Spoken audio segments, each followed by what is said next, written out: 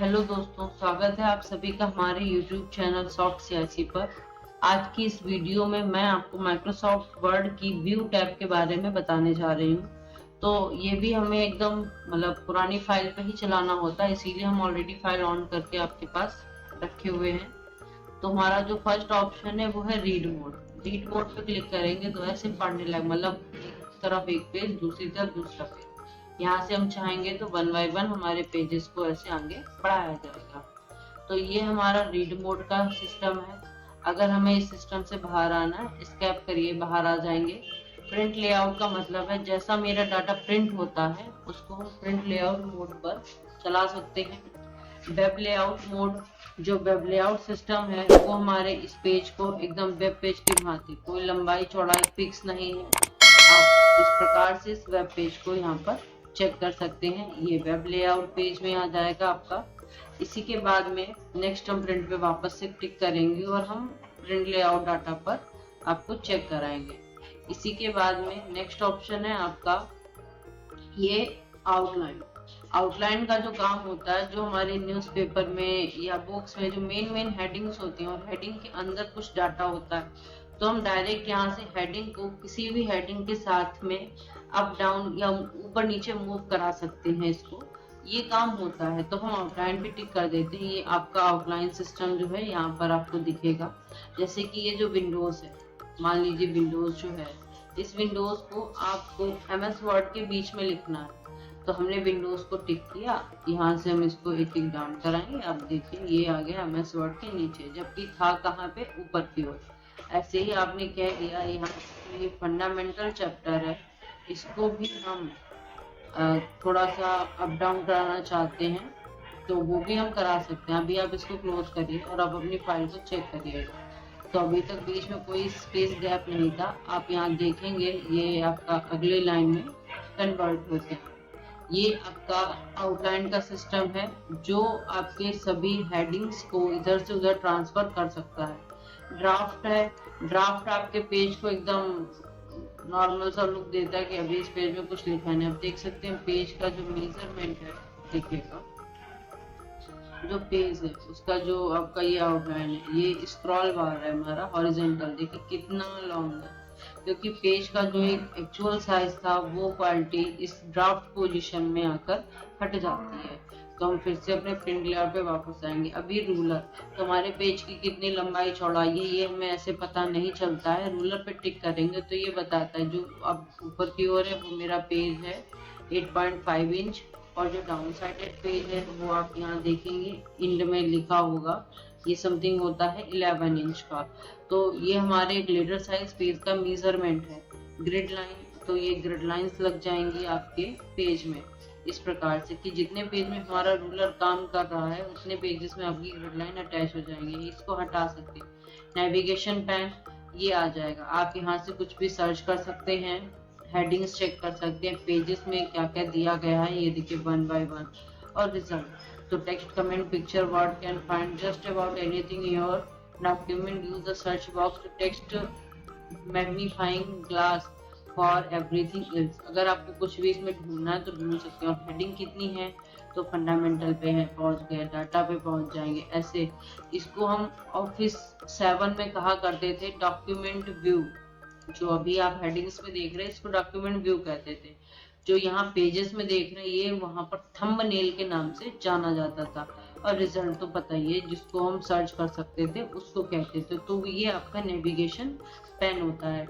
Zoom, हम अपने page को जितना चाहे उतना जूम कर सकते हैं। 200 जूमिंग हुई, लेकिन इसमें मैक्सिमम जूमिंग जो होती है वो आप चेक कर लीजिए। मैक्सिमम जूमिंग कितनी होती है, 500%, और मिनिमम जूमिंग होती है 10%। तो ये हमारा जूमिंग का सेक्टर है। अभी आप इसको 100% कर दीजिए यहाँ से, या यहाँ से भी कर सकते हैं, या नेक्स्ट ऑप्शन ये 100 भी आ गया।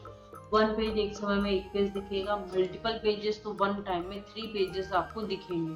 पेज विड्थ के अकॉर्डिंग सेट करेंगे तो एक पेज में समथिंग 154% तक का डाटा यहाँ पर दिख सकता है। फिलहाल हम 100 पे कर देते हैं अपनी फाइल को। नेक्स्ट ऑप्शन आपको मिलता है ये न्यू विंडो का।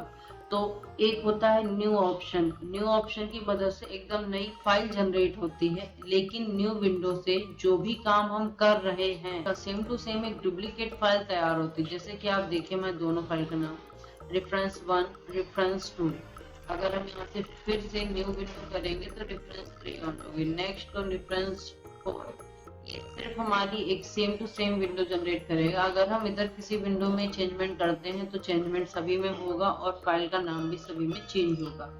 अरेंज ऑल, जितनी भी विंडो ऑन है उन सबको 1 बाय 1 यहाँ से अरेंज कर लेंगे। जिसमें काम करना है करिए, बाद बाकी हम विंडो को यहाँ से हटा देंगे। हम फिलहाल सभी विंडो को फिर से अपना बड़ा कर देते हैं, क्योंकि अभी हम आपको जब स्प्लिट का काम चेक कराएंगे और view side by side check कराएंगे तो ये यहाँ पर आपको दिक्कत देगा। स्प्लिट का मतलब है अपनी फाइल को जो ऊपर लिखा हुआ है वही सेम डाटा नीचे भी लिखा हुआ है, ये स्प्लिट है। दो फाइलों को, एक फाइल को दो भाग में डिवाइड करके तो ऑप्शन है, दूसरी तरफ मेनिंग टैब। ये देखिए, हम एक को स्क्रॉल करते हैं तो दोनों स्क्रॉल होना स्टार्ट करती है। यहाँ पर एक ऑप्शन होता है साइक्रोनस स्क्रॉलिंग, ये ऑप्शन है साइक्रोनस स्क्रॉलिंग का, ये वाला आपका। तो हम साइक्रोनस स्क्रॉलिंग को बंद कर देंगे तो अभी हम जिस तरफ है सिर्फ वही वाला पेज मूव होगा अप डाउन, और अभी इस तरफ आएंगे तो ये इधर वाला पेज मूव होगा। तो इस प्रकार से हम एक ही साथ में दो विंडो को एक तरफ देख सकते हैं। अब हम इसको हटा देते हैं तो व्यू साइड बाय साइड पे हमें क्लिक करना है, सिर्फ एक समय में एक विंडो दिखेगी। स्विच विंडो, तो हम किसी भी विंडो पर डायरेक्ट जंप कर सकते हैं, आसानी से हम यहाँ पर पहुंच जाएंगे। फिर अगला कोई भी आपको स्विच विंडो करना है, स्विच विंडो पे करिए रेफरेंस 3, तो ये देखिए हम अचानक ही किसी विंडो पर पहुंच सकते हैं। नेक्स्ट ऑप्शन है आपका मैक्रो। मैक्रो के द्वारा हम मैटर को रिकॉर्ड करते हैं। तो ये ऑप्शन हम एकदम न्यू विंडो पे चलाना चाहेंगे, हम अपने फाइल बटन पे आते हैं, यहाँ से न्यू करेंगे और ब्लैंक डॉक्यूमेंट ले सकते हैं। हालांकि हम कंट्रोल N भी प्रेस करेंगे तो भी हमारी एक नई फाइल यहाँ पर जनरेट हो जाएगी। अब हमें मैक्रो का यूज करना है। न्यू फाइल ऑन कर लिए, अब हम मैक्रो ऑप्शन पे जाएंगे। यहाँ पर आपको ऑप्शन मिलेगा रिकॉर्ड मैक्रो। रिकॉर्ड मैक्रो पे क्लिक करेंगे, मैक्रो का नाम डिफाइन करा देते हैं और यहाँ से कीबोर्ड के द्वारा उनको कोई बटन दे देंगे। जैसे कि हमने बटन दे दी कंट्रोल W, ये एक तो शॉर्टकट की जनरेट हो जाएगी। असाइन कराएंगे क्लोज। आप देख सकते हैं ये मैक्रो के लिए ये यहाँ पर ऐसा, ये आप देख सकते हैं एक बॉक्स आई ऐसा बन के आया है, ये मैक्रो का वर्क है, ये चलेगा आपका। और ये ध्यान रखना है, मैक्रो में कभी भी हम किसी दूसरी फाइल से कोई डाटा कॉपी पेस्ट करके नहीं लाएंगे, नहीं तो आपका मैक्रो वर्क नहीं करेगा। अब मान लीजिए यहाँ पर हमें कोई कह रहा है कुछ डिजाइन या स्टाइल बनाने को, तो हम पहले यहाँ पे लिख लेते हैं। जैसे कि ये हमने बना दी रिकॉर्ड लिस्ट, और रिकॉर्ड लिस्ट बनने के बाद में अगली लाइन में हमने यहाँ पे क्लास लिख दिया, थोड़ा दूर जाते ही यहाँ पे लिखा सेक्शन। ये जो रिकॉर्ड लिस्ट है उसके आगे हम पहुंच जाते हैं अपने कर्सर के साथ में, यहाँ पे लिखते हैं स्टूडेंट रिकॉर्ड लिस्ट। अब इस हम पूरे को एक सेंटर पोजीशन में सेट कर देते हैं, और जो ऊपर वाली लाइन है इसके भी वर्क को हम यहाँ से, मतलब इसके जो स्टाइल है इसको हम यहाँ से थोड़ा सा बड़ा कर देंगे ताकि थोड़ा अच्छा लगे देखने में। फॉन्ट ऑन चेंज करना चाहें चेंज कर लीजिए, अंडरलाइन लगा लीजिए। और जो ये सेकंड लाइन में आपका डाटा लिखा हुआ है इस डाटा को भी हम थोड़ा सा बोल्ड कर देते हैं, बोल्ड हो जाएगा। थोड़ा सा फॉन्ट चेक कर लेते हैं, ठीक है। नेक्स्ट लाइन में अब आते हैं, यहाँ पर हम टेबल जनरेट करेंगे क्योंकि उसी में रिकॉर्ड बनाएंगे। टेबल जनरेट कर लेते हैं। टेबल जनरेट करने के लिए इंसर्ट टैब में आप आइएगा, यहाँ से हम टेबल ले लेंगे। तो अभी हम जो है 10x8 का ही टेबल चूज कर लेते हैं। ये टेबल आ गया। इस टेबल में आपको जो भी लिखना है उसको आप यहाँ पे लिख लीजिए। जैसे कि हमने पहला सीरियल नंबर लिखना है, नेम ऑफ स्टूडेंट 9 and 10। तो ये मान लीजिए रिकॉर्ड्स बन गए।